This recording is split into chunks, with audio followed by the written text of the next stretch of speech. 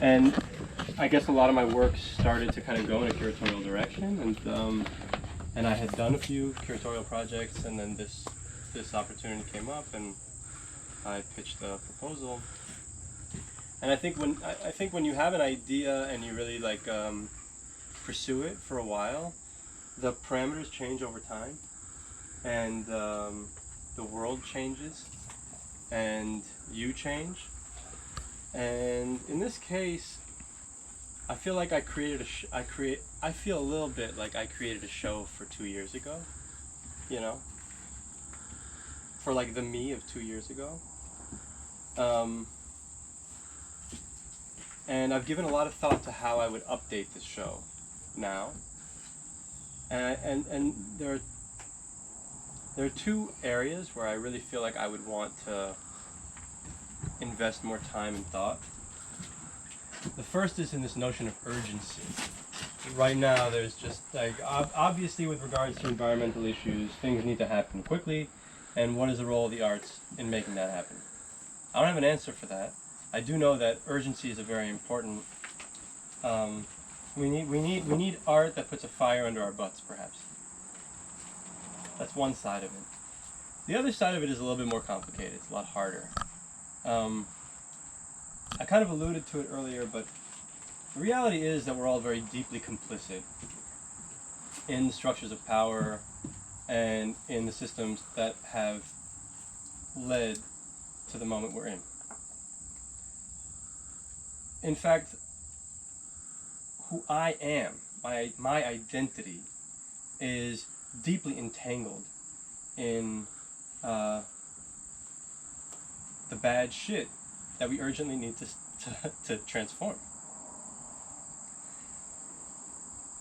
And so complicity and urgency, how those two things fit together, they don't really, they fit together very uneasily.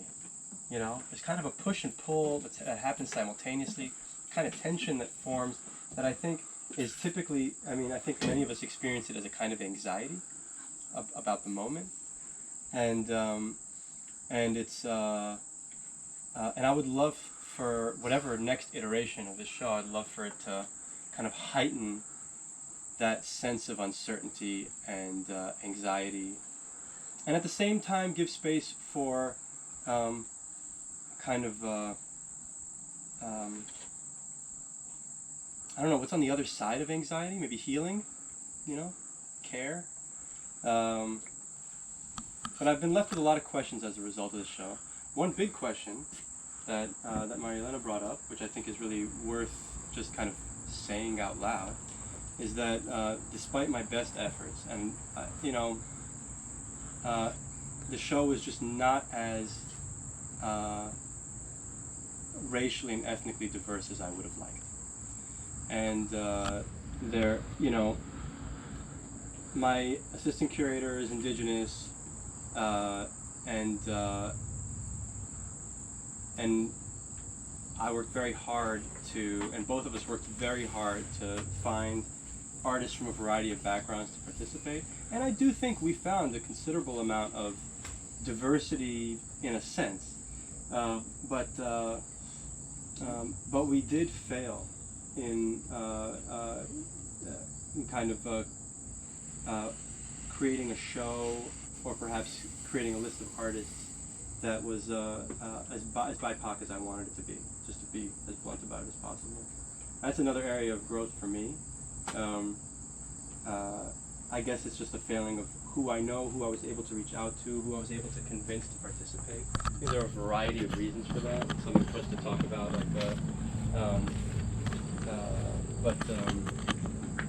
yeah, something to own for sure. And I wonder if anyone has any other questions, not necessarily about that, but about any part of the show that. Yeah. To that point, I mean, I'm asking many people about the Hudson Valley. I'm new here, but you know how things are changing, how people are moving from other places here, and it's been predominantly white, and it's changing, right? And because of this rise in awareness, there's this anxiety about it because, oh yeah, you know, now we have to be aware of our position. but also things take time to change, to become aware of who you know and how you want to proceed, and knowing people takes time, and it's not, it's like relationships. We cannot just be anxious about them. We have to give them some room to grow and some air to breathe, and for people to reach out and come in, and for us to go out of our way, right? I think that's absolutely right. Yeah. I think also it's really hard to. There aren't as many people of color in New Paltz, Sure. in particular, Mm-hmm. and there aren't as many people of color in the Hudson Valley as I'm used to. I mean, I'm originally from New York City, and it was very hard. I mean, I met with many artists of color in putting the show together. It was very hard to convince people to install here, frankly, when there was no guarantee of an artist fee. I busted ass to make it happen, Right. but it was nothing that I could guarantee up front. Sure. I couldn't tell them how much money they were gonna receive. I couldn't tell them how much we'd be able to reimburse them for. I wasn't able to make those promises, and I think rightly so. They were suspicious. They were like, "I'm not. What Now, what does that say about like white artists from the Hudson Valley? Are they suckers? I don't think so. No. No. No, but maybe they can afford it. Maybe they can afford And it, that's or part of the maybe they privilege, maybe they trust. Maybe my relationships with them are stronger Well, in some cases. of course, the trust, you were talking about what is the other side of anxiety, and I will say that it's going to be trust, because if you feel trust, the anxiety It takes time. should go low. And I completely agree that it takes time. But it was interesting that you say, like, now we need to, or now we are, and I think that was part of the problem. It shouldn't be now. It should be just like that, Mhm. always. Right. So and I hear a lot of people saying, "Oh, now we need to be more sensible." Well, indeed, you should have been. It's like when Cuomo say, like, "Oh, I guess that now the line." No. The line was always there, but you were always a jerk, guys. So it's not that now. It's not that now you need to respect women. You should have respected women since the very beginning. It's funny when you hear people say like, "Oh, it was the '90s." It's just like, shut up, dude. It was even bad back then. So I get it. I get the point, and certainly, yes, of course. I mean, it's suspicious. There is no trust. We are not making that space, and unfortunately, we'll still see that only certain groups can afford the risk. So it's still a matter of access. It's still a matter of privilege, and I'm not blaming you on that. And I appreciate that you have been very honest, and that also you were trying to do your best. And I'm glad that you were conscious of the situation and trying to work on that, because I think that we need to do like a lot more. So right now we have a situation like that at school with a white artist that can afford give her work for free. How does that affect the possibilities of the minorities artists that cannot afford that? It's like the gap is still getting wider, because you cannot be considered, because you cannot give and you shouldn't be giving your work for free. But there is people that can afford that thing, so they will continue being in the loop, and you will continue being They'll get out all the of best. the loop. They'll get all the best internships at MoMA. Exactly. Exactly.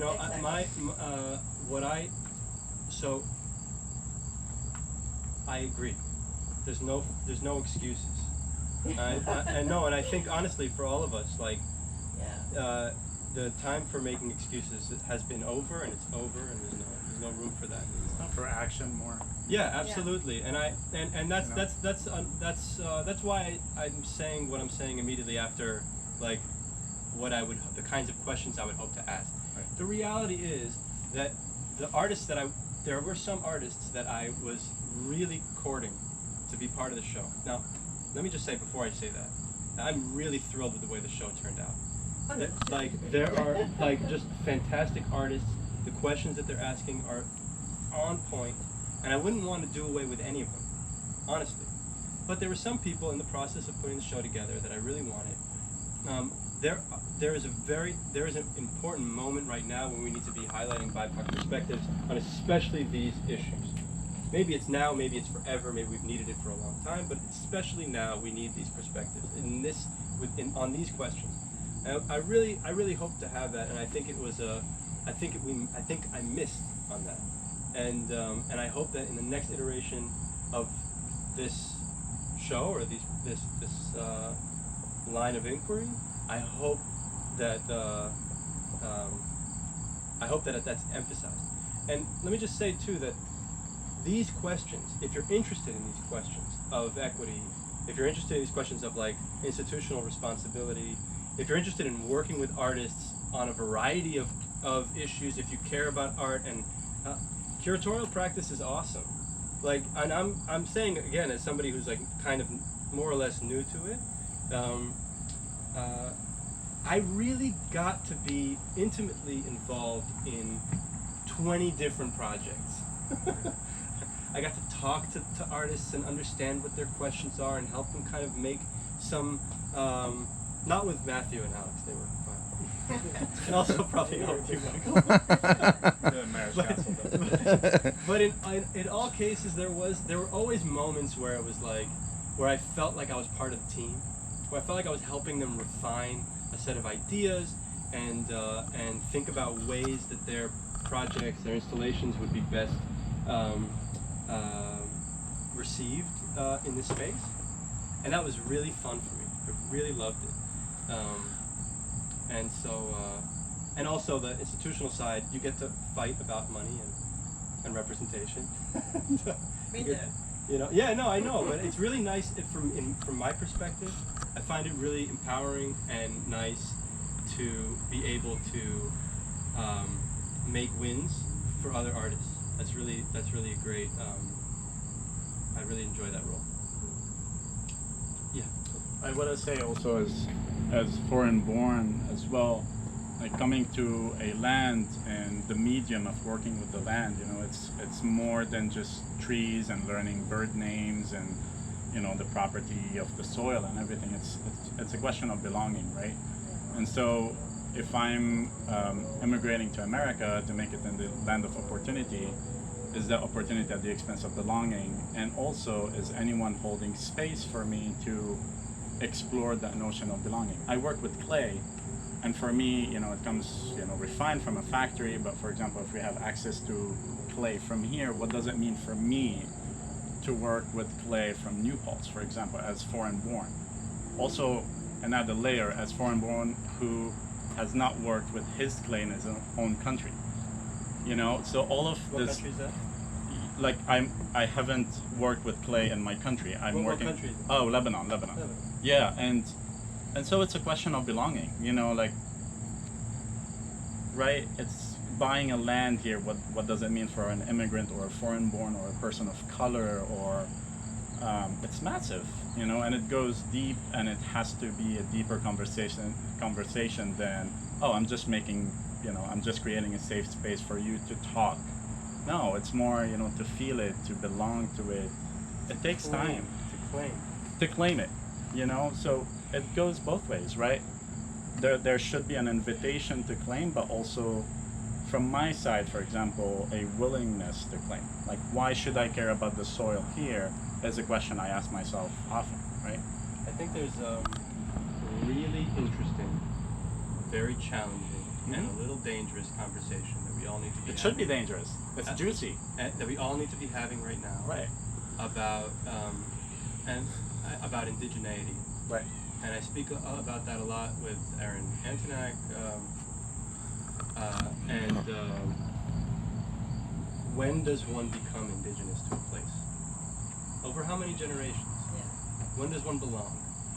When does one become of a place? Right. And I struggle with it because I'm also first generation here. And you know, my parents are children of Holocaust survivors who immigrated, who were in Israel and then immigrated to the United States. Right. I'm not Israeli, I'm not Polish. I guess I'm American because I've been here my whole life, but I've never, you know, I don't have an American name. I don't really know what it's like to, you know what I mean? I'm not like a big baseball fan. What is that? Anyway. So, I don't know. Yeah, It's like a Tal, monster. I wanted to just jump in and say, like, I guess and maybe this is just my own reaction, I don't like the term indigenous indigeneity, because it implies that some people are from a space, and I've worked, you know, I've worked with First Nation communities before as a term, and it's the Canadian term that we use for Native Americans. But it's a term I like a lot more because it recognizes the, you know, that they were officially nations. They were, you know, massive, you know, governing bodies with extremely sophisticated social technologies. And having worked with them, the term indigenous is one that a lot of those communities would reject as well, because they would recognize that they are also migratory. For example, the Inupiat people displaced the Dorset people, and that's part of their, you know, their cultural history that they still recognize and celebrate. So I like what you're saying in terms of indigeneity as a process of becoming, and I think this is exactly what Erin was talking about as well. It's like it's becoming of a place rather than a pre-existing essential category of somehow being born there, right? And so the question becomes, it's like, what practices make us of a place? And I'd say it's the practices of like interdependence and caring, you know. Mm-hmm. And in America and really the world, this modernist notion of placelessness is sort of taken hold. Like, we don't know where our food comes from, or what the labor relations were of, like, that went into our car. Our whole system is set up to like just separate those and divorce it, so they're invisible.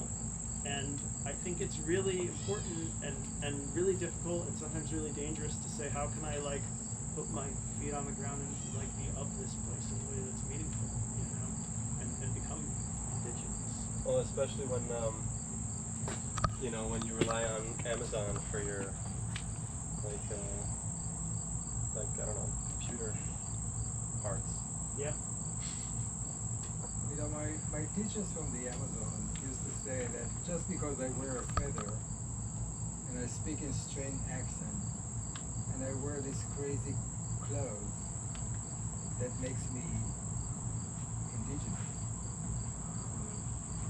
It means that they really do believe that all humans are indigenous, no matter where you come from, no matter how many years you live in one place. And I think that that's one of the things that is so, we need to really own